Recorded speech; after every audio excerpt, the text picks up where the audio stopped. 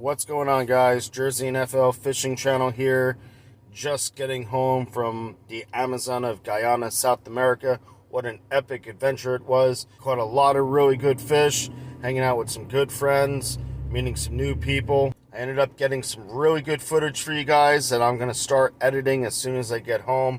Already started to organize clips. There was like 5 or 6 cameras involved and a drone. So there is 1,000+ clips for me to go through and to organize and to edit to make about 9 videos for you guys. So it's going to be a 9-week series coming out of the Amazon jungle. My deepest sympathies go to the people of Southwest Florida that completely lost everything due to Hurricane Ian.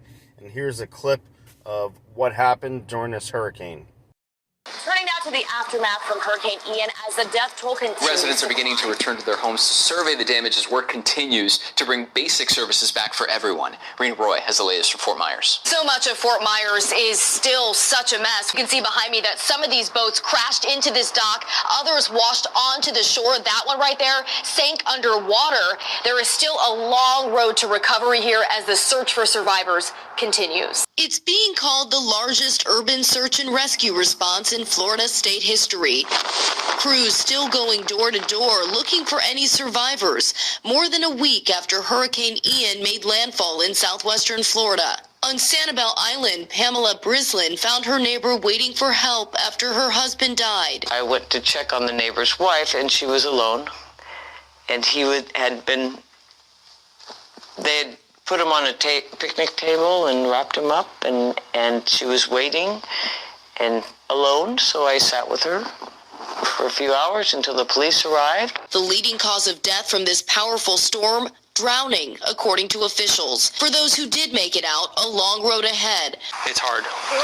Like more than 80% of Florida residents, her mom and dad did not have flood insurance. More than 100,000 still without power, most of them in hard-hit Lee County. Rena Roy, ABC News, Fort Myers, Florida. Unfortunately, my dad's property where I keep my little boat got pretty beat up. Not completely devastated, but the house that I stay in that is completely gutted. It got flooded. About 5 feet or more of water went through the homes, and we had to completely gut everything out. So it's going to take a very long time for our property to be replaced. A lot of cleanup, a lot of trees down, a lot of debris everywhere. But believe it or not, my little boat did survive the storm. I did take her out of the water before I left for Guyana, thankfully, and she was parked in the driveway, and she survived. I just turned on the battery and started the engine, and believe it or not, she started up, so she's going to be good to go, but my creek is pretty wrecked. There's trees down everywhere, there's debris all in the creek, so it's going to be a big effort for myself and my neighbors, everyone that lives on Whiskey Creek, to get out there and to start cleaning up all the trash, putting down tree limbs that are laying across channels so boats can get in and out.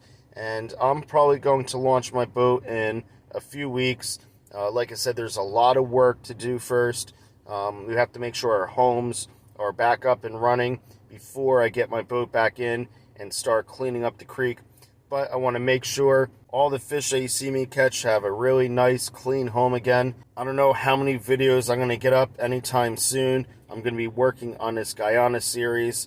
And with my boat being out of the water and all the hurricane damage to clean up, it's going to be a while before I post anything. I'll make sure I keep you guys updated on YouTube Shorts. My friends, always stay fishing, and we'll see you on the next one.